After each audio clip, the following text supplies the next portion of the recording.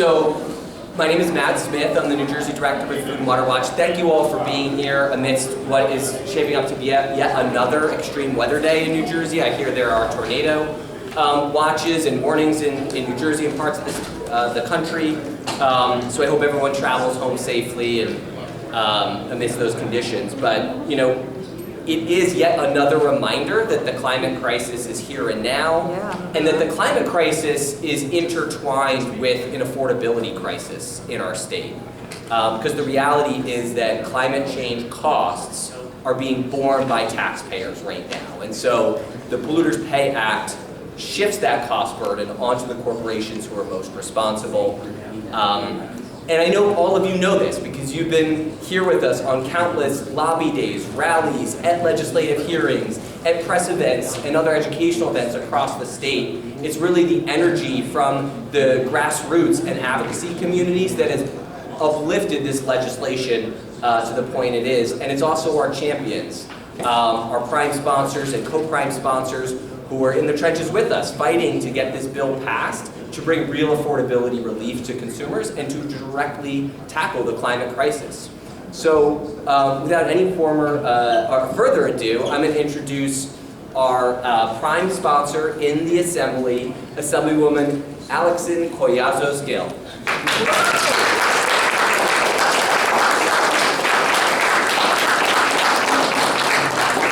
Good morning, everybody. Good afternoon. Thank you, every single one of you, for being here again, for showing up again. Again, we are here because Make Polluters Pay for New Jersey Affordability Act is an important bill. We already know why. You guys have been advocating for this. You know, all of us know the importance of this bill, what's happening regarding climate change, the damages that it has caused to New Jersey, infrastructure that it has been damaged, infrastructure and projects that we in New Jersey, we are going to have to pay. And we do pay for this. Taxpayers pay for it. It's not the federal government with their money. No, federal money is our taxpayers' money. New Jersey state funding from these kinds of projects is not the state, it's our taxpayers' money. When we talk about municipalities getting, working on these projects, once again, it is us, the taxpayers who pay for all of this. So it's always going to be us. So this bill is very simple, and I know that we all know this. It makes sure that polluters who have had a lot of saying on this, caused a lot of this damage, pay a little bit, and when I say it's a little bit, it's really just a small amount for the damage that has already happened, that we have already paid for in terms of infrastructure, health problems that we have developed. But it also means we are going to pay for the future damages that is going to happen. And this is what this bill actually does. It makes sure that the projects that we're going to, their damages, that will get paid. And then we're just asking, not just us as paying, but also for the polluters to pay. We've been hearing. Oh, you got it. So, just lost my thought of the budget. We've been speaking about the budget a lot. I know that Governor Mike Cheryl already talked about the budget. We all hear the budget. We all understand how difficult it is. We understand that affordability in New Jersey is a big issue. We feel it. It's not something that someone has to tell us. We know what the affordability issue, whether it's housing, whether it's our gas bills. Everything is happening in New Jersey, and we keep hearing this.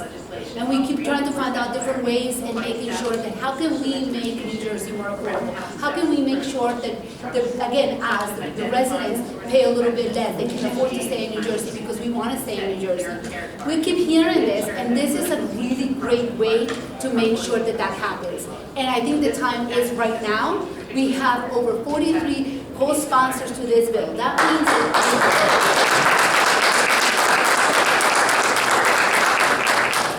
That means that we understand in the legislature how important it is.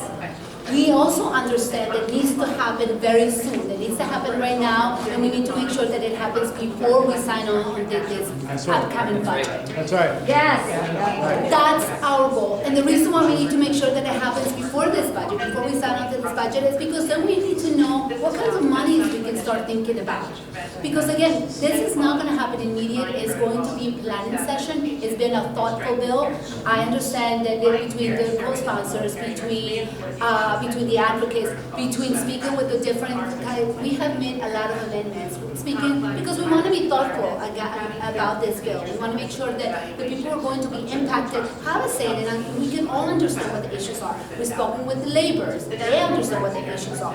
So we've been thoughtful about all of this, but we also know that this is really important to make sure that we pass it right now before this budget. So we understand how the money is going to be used. Like when, yes, lawsuits may happen, but guess what? They're always going to sue New Jersey. Fossil fuels will always have a reason to sue anybody and everybody. So this should not be the reason why we should wait. So to all of this, the big ask to our legislators, our sponsors, our co-sponsor is to make sure that we do our job, that we actually get this through committees, that we actually have a vote on, vote on this one, and that we do this before the budget, so we can start planning for the future of New Jerseyans. So to all of that, thank you all of you for all the work that you do.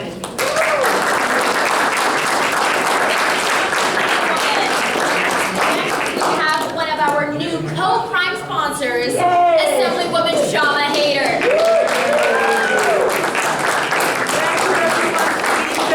For me, this bill was a no-brainer. It's so obvious that we have to do this. In fact, somebody said to me, well, what if somebody messed up the environment 20 years ago? Are you going to go after them? I said, hell yes, we're going to. And I just keep thinking of big tobacco, how activists and believers brought it to its knees. That's what this is going to do. And I am so grateful for the leadership of Senator McCain and Assemblywoman Pajasos-Gill who are leading this battle. We are right there with them along with all of you. So let's get this done.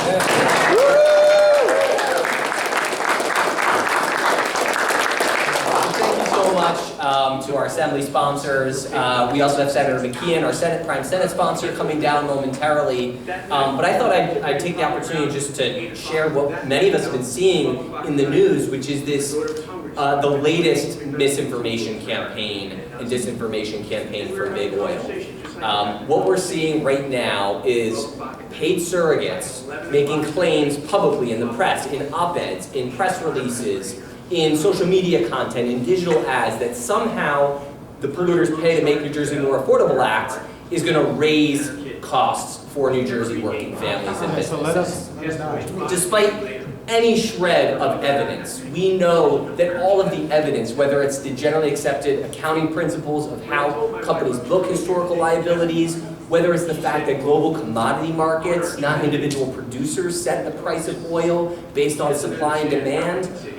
We know this because a dozen economists, including Nobel laureate winner economists, have gone on the record in the states of Vermont and New Jersey to make these claims. And to correct the record, that this is really nothing more than a scam that big polluters are running to try to evade accountability for the damages that they cause to our state and for the rising affordability crisis in our state. So to that, we say, stop the polluter scam. When I say stop the, you say polluter scam. Stop the polluter scam! Stop the polluter scam! Stop the polluter scam! And with that, our champion, Senator McKeon, has just arrived. Your champions are here already. No one has done more in the state of New Jersey to advance this critical legislation than Senator John McKeon. So thank you for all your leadership, Senator.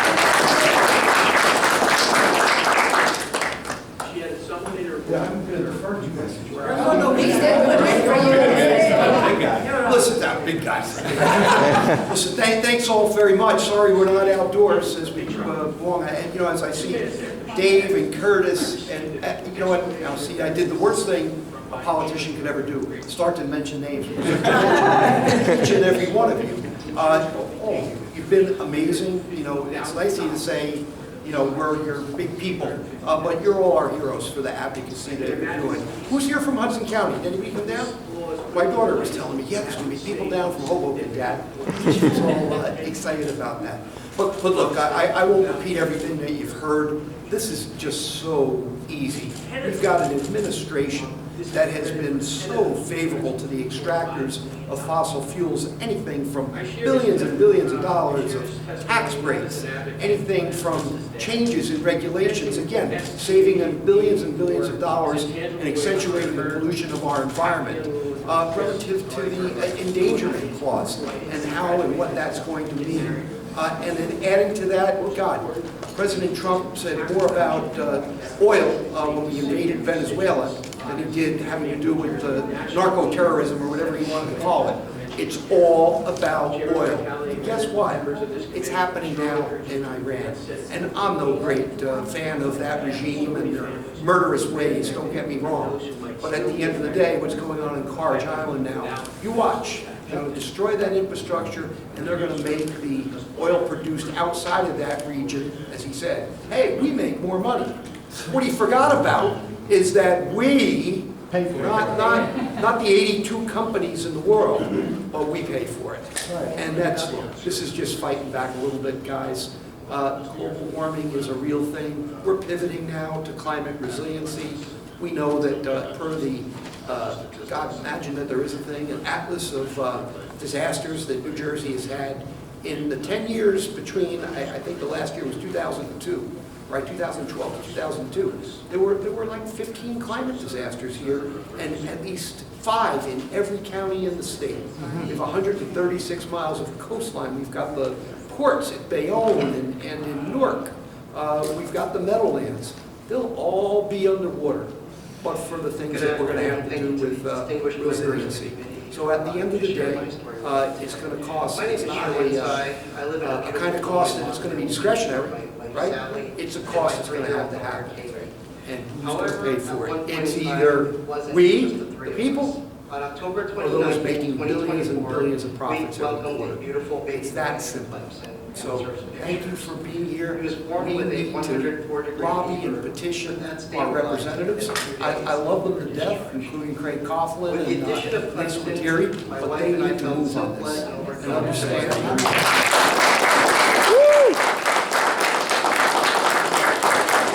I apologize for having my back. I'm my favorite. And listen, God bless you all for being here. Let's kill it. We're not leaving here by July 1st unless it's with this bill. I don't know if members of the press had any questions for our sponsors. You mentioned the administration, Trump, but what about the Cheryl administration, who you were a surrogate for on the campaign trail? Is that... We waited in the family. Don't hold that against me. No, I wonder if it works for you. Well, I will, they asked a question, I'll tell you a story, beyond surrogate in Princeton, the question among the Democratic contenders was whether or not they were supporting the McKeon bill. Now, what do you think I say? And hopefully speaking in the voice of Mike and Cheryl. I don't speak for the administration, that's a question for them, but I think that was a part of her campaign as it related to be supportive of this concept, and I hope it's a priority as we compromise on the budget as one of the things that she's going to require. You have one question, I think. Let nature take its course. Talk to me briefly about this, the role of big labor in this. They seem to put the brakes on an earlier version of this bill. Do you feel confident that they're an ally? So we are excited about that. We've been meeting directly with the AFL-CIO. Now look, just like environmentalists, although I can say, just like environmentalists, they don't all speak with one voice, although on this bill it seems like you all do. So not that every labor group in the entire state is going to be favorable, but the ones most significant, the ones that recognize there's going to be 18,000 project labor jobs that are going to come from this, the ones that recognize that some of the recent changes we made are going to go things near and dear to their heart, like a percentage of the dollars going directly to the Department of Labor to deal with training and other things.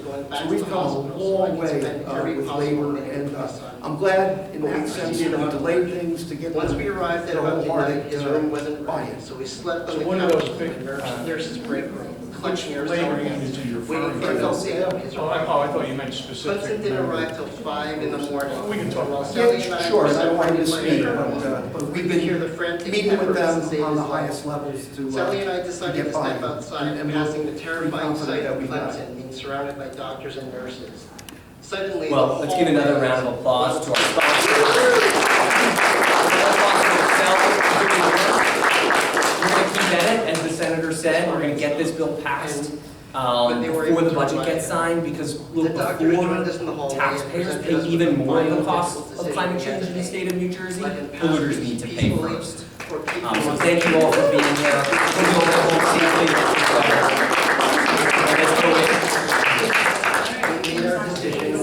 We're going to have a few more advocates say a few words, starting with Ben Jobeck of Climate Revolution Action Network. Is everyone fired up to make polluters pay? Yeah! That's not loud of us. I know there's a committee hearing right next door, but is everyone fired up to make polluters pay? Yes! We have to keep showing up here at the legislature because our prime sponsors, they're already working. Do you see this? They are doing the work to meet with legislative leadership, to meet with labor, but we need to show the support across the state in our local communities with municipal resolutions to show that we can win a affordable future paid for by the biggest polluters in our state, right? Has anyone here seen the price of gas recently? Yes. Has that been increased by solar, or was that the big oil colluding to make sure we all have to pay more? Right? The latter, right? So we have to continue fighting because they're going to continue putting out misinformation, like Matt said, paying folks to put things in the newspaper. But guess what will beat that? People power, right? People power demanding that the largest corporations in this country have to pay their fair share. So young people, organized labor, folks from all around the state are going to win this for us, and I'm grateful to have you guys here today. Thank you.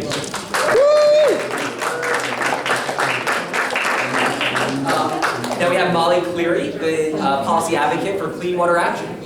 Hi, friends. Thank you. I'm feeling kind of short today. Thank y'all so much for being here. I know I'm the last one to speak, and y'all have other committees to go to, but thank you so much for sticking around to ensure that we make polluters pay. I'm from Georgia. The weather that we're seeing here is normal for the southern United States. We are not in the southern United States. We are in New Jersey. And today, I'm having my first tornado watch that is not in my home state of Georgia. That is insane. I came to Jersey and they said, oh girl, don't worry about the tornadoes, don't worry about the storms. But as I've been here for the past 7 years, the weather has gotten worse and worse, and more people are having more and more destruction. Their cars are being flooded, their homes are being flooded, and everyone is bearing their own cost. Why should we pay for a climate disaster we did not cause? That's right. I didn't cause it, I don't think you did, but I do know who did. The big polluters and the extractors who will pay with this bill. We need to have this passed before the budget. Why should we pay before the polluters should? I don't think that's fair to y'all. No. So thank y'all for being here today, and make sure that we make polluters pay.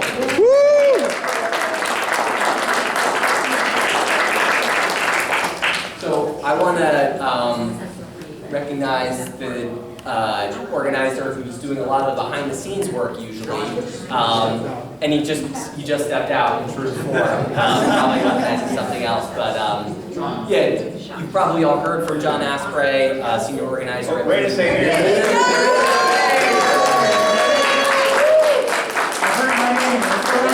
You're talking about the guy who's doing all behind-the-scenes work to make these rallies, lobby. I wanted to turn it off to John to say a few words about the other opportunities we have today to make an impact, continue talking to our elected representatives, and to continue to drive this conversation forward. So, John. Yeah, thank you all. Thank you all for coming out on this sort of drizzly, dreary day as we fear maybe a tornado is happening. Again, climate change is totally real, totally not real, totally made up.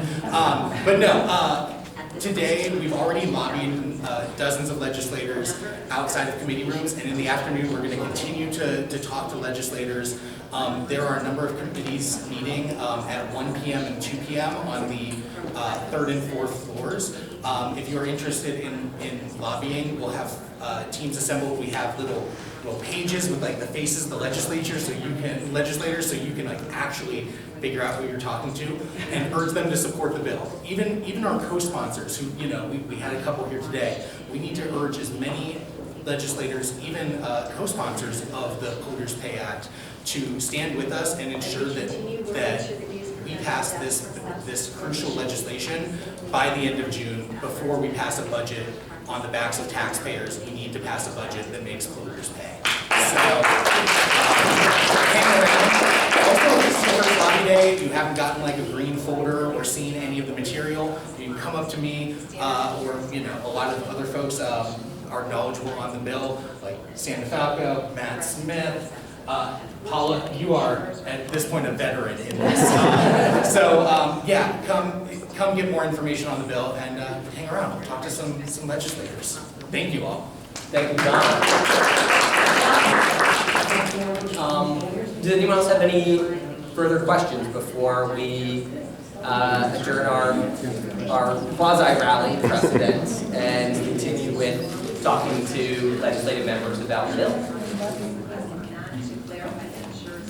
Wow, I've never known our group to be a bashful one, but it's because we're saving all our energy for the vote.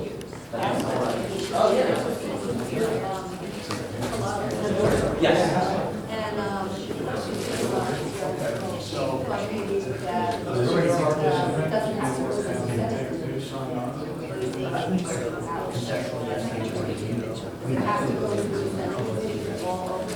I mean, I think that, so the question was, does the bill have to go back through all the Senate committees that it went through in the last session? The answer is procedurally, most likely yes, but in reality, what we really need is, to be just direct, we need a commitment from the Senate President, from the Assembly Speaker, and from the Governor that they're going to pass and sign this bill. Once those commitments are in place, it will breeze through the relevant committees. So I just wanted to be clear, like that is ultimately the mission, is to get the buy-in from leadership. Actually, I have a question. Yeah. How can we do more or incentivize young generation to be more civic engaged and spread the word about this bill? I mean, not to punt, but do you have any thoughts on that question? You seem, you're here, you're showing up as a younger person. So what are your thoughts? I mean, we're here from the Nasdaq Institute, and our goal is to promote civic engagement among Gen Zers, university students, and we're doing, we're finding ways of actually like getting them more interaction, like getting them to volunteer, also getting them to, this is a vivid example of civic engagement, which is going to a rally, and then participating, witnessing, and that's what we're doing on our behalf, but also I'd like to know how can we spread the message about, I think documenting this stuff, putting it out on media. I mean, how have y'all spread the message amongst your friends? Because you meet so many great people and you make friends and have fun. I think that's The environmental clubs at college campuses, or how these folks have done it, spreading the word out. I know Ben on Climate Revolution Action Network has done a lot of social media work to get word out on these issues, but he's also done campus tours where he's like visited college campuses and met with environmental clubs to like talk to them about the issues that are timely and relevant for young people, particularly with climate. But and I think it's also just like right now is a really unique moment where thousands of young people all across the state are getting into the streets on a whole broad range of issues. So showing up, with information to those, establishing connections, finding out where they're organizing, what they're organizing on, would be just some other ideas about how to get engaged in this moment. Do you think social media actually is helping spread the word faster? For all its faults, that is the aspiration, I think, of like what we would think of with a truly democratic, social media platform is free exchange of information across the globe, and the ability to organize around it. And we saw some of that in the early days, but that's clearly not the vision that big tech has. Well, it's a wrap. Thanks, y'all. Thank you, everyone.